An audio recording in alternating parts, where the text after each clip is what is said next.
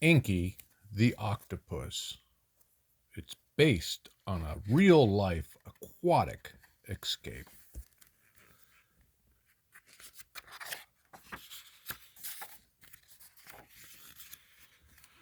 I live in a world of see-through walls and a tank with a lockdown lid.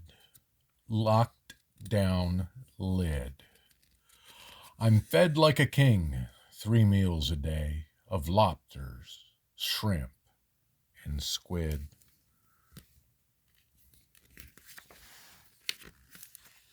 I know I have a good life, and I should want for nothing more. But something tugs at my curious heart that I simply can't ignore. Look at all the people he's working in the aquarium, and they're walking through, and they're looking at the fish in the aquarium. Yes, Zemo, I know you're there. Out of this tank, I must be free.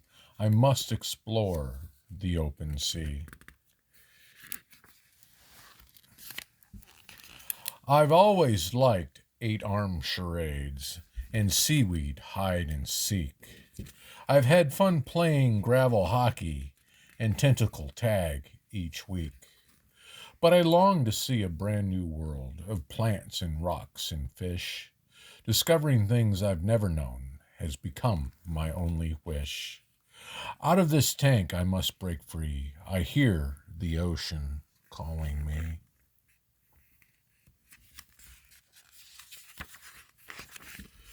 What's this? Tonight, it seems, my tank lid is ajar. This could be my chance for change. Yes, Zemo. Yes, Zemo. Okay. What's this? Tonight, it seems, my tank lid is ajar. This could be my one chance for change. Dare I hope that far? I tell my tank mate blotchy, we should bid our tank adieu. I tell him we'd be happier exploring something new. Yes, Zemo. Blotchy says he'd rather stay within his comfy home. He doesn't feel the pull to see the far and great unknown. And so this quest I must take on is one I'll take alone. I'll be a solo traveler when I set off to roam.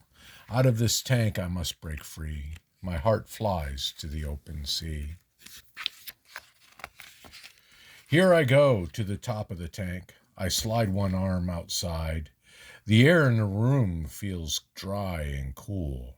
The space feels free and wide. I lift.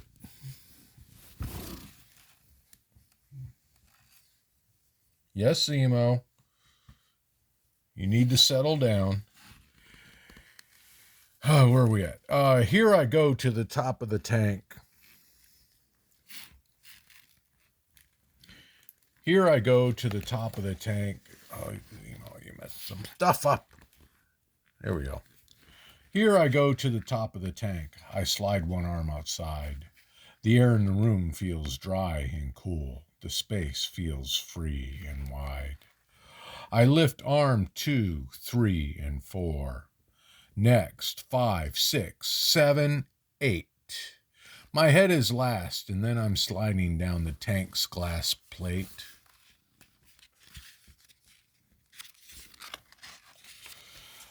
The floor feels strange beneath me. Odd noises fill the room. The air smells different from my tank. It's freedom in full bloom. I sneak across the rough wood floor as fast as I can go. My 8 arms latch, then release. My sense of excitement grows. All the fish are shocked at what he's doing. But can I leave my life, my friends, and all I've ever known? My hearts say yes. Today's the day to strike out on my own. Look, he's confused as to where all the water came from. And the fish see where he's going. Look, he's going down the drain. The sea lies just ahead of me, so in and down I dive. I'm falling fast towards what's to come. I've never felt so alive. Look at Inky go.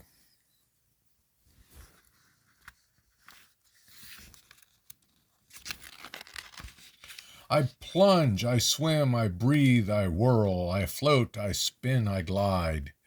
I follow my heart wherever it leads. I'll travel far and wide.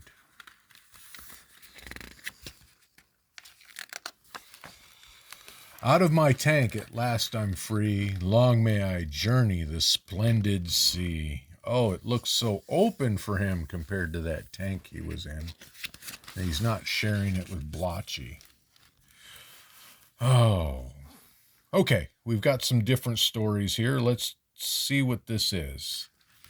All right, Inky's ingenious escape. It's this story right here. The book you've just read is based upon the real-life story of Inky the Octopus, who escaped from the National Aquarium of New Zealand in 2016. After Inky was found injured in a crayfish pot, he was taken to the aquarium for recovery, where he lived for 2 years with a tank mate named Blotchy. One night, the lid of Inky's tank was left slightly open by mistake. Based upon arm prints found on the floor the next morning, workers at the aquarium believe Inky squeezed through the opening in his tank, slid down the side, and slithered across the floor. Octopuses like Inky are nimble, contortionist, able to pass through openings as small as a coin. The only explanation for Inky's escape is that once free of his tank, he squeezed through an even smaller opening, a drain hole only 6 inches wide, and miraculously made it out to sea. Inky left his tank mate Blotchy behind in favor of the challenge and the allure of the escape. He didn't even leave us a message, the aquarium manager said. Escape artists and marine biologists alike hope this Houdini of the sea is now happily swimming across the open ocean. And then a little bit about the National Aquarium in New Zealand. Inky's former home at the National Aquarium of New Zealand is in Napier, was the country's first aquarium, with its beginnings stretching back to 1956. Ooh, that's even before Poppy was born.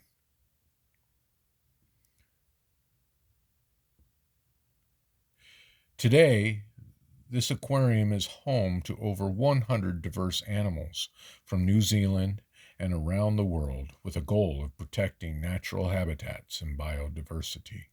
And the aquarium works closely with scientists, schools, and the community.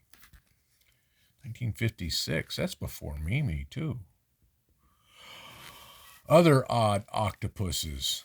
Otto, one night at the Sea Star Aquarium in Kolberg, Germany in 2008, all the lights went out. The electricity was fixed in the morning, but it went out again the next night and the next. So aquarium workers settled in for an all-night stakeout. The culprit? An octopus named Otto's. The workers trained the octopus to squirt water at visitors, and Otto figured out that he could put this skill to another use, squirting water at the light above his aquarium tank to turn off all the lights.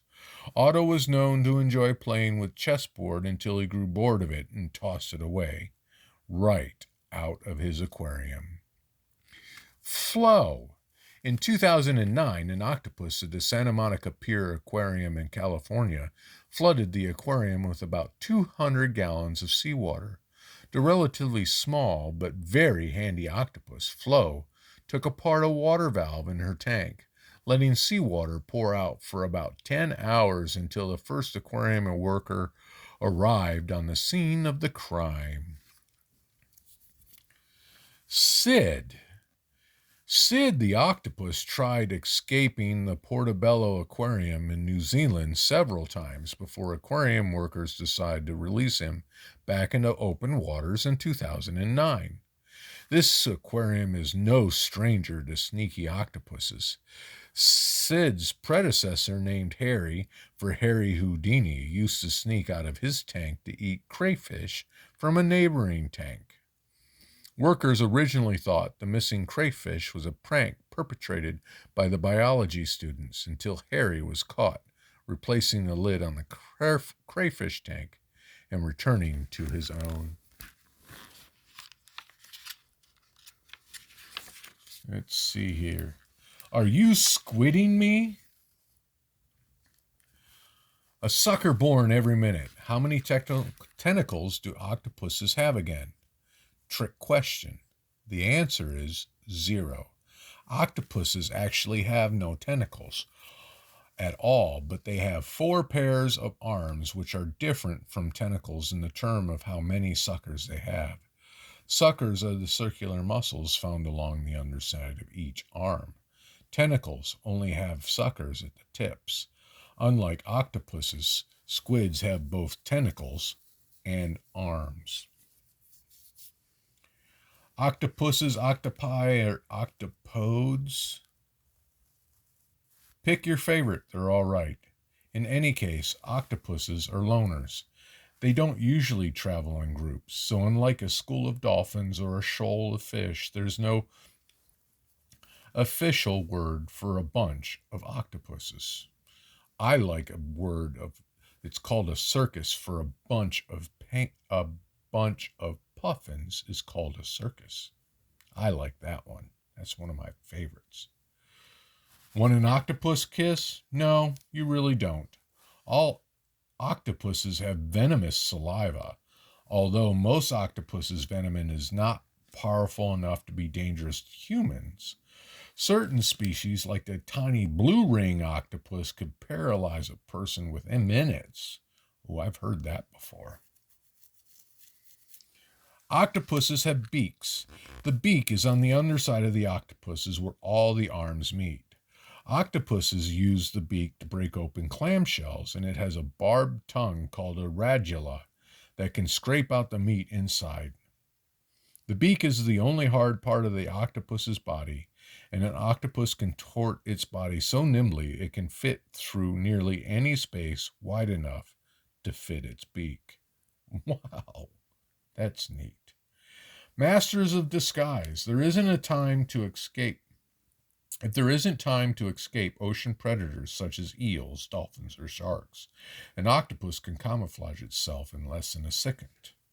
Octopus skin can blend with an octopus's surrounding to hide it in plain sight, or it can mimic the appearance of a more dangerous animal to scare the predator away. Even if an octopus does get caught and the predator chomps off an arm, the octopus doesn't become a cetopus. It can grow back its arms. Octopuses range widely in size from the top of the head to the tip of their longest arm. The smallest octopus, Octopus wolfie, is shorter than 1 inch long, whereas the biggest octopus, the giant Pacific octopus, Encephalus delphini, can grow up to 16 feet. Scientists discovered one tiny pink octopus that is so cute they might name it Osteius adorabilis.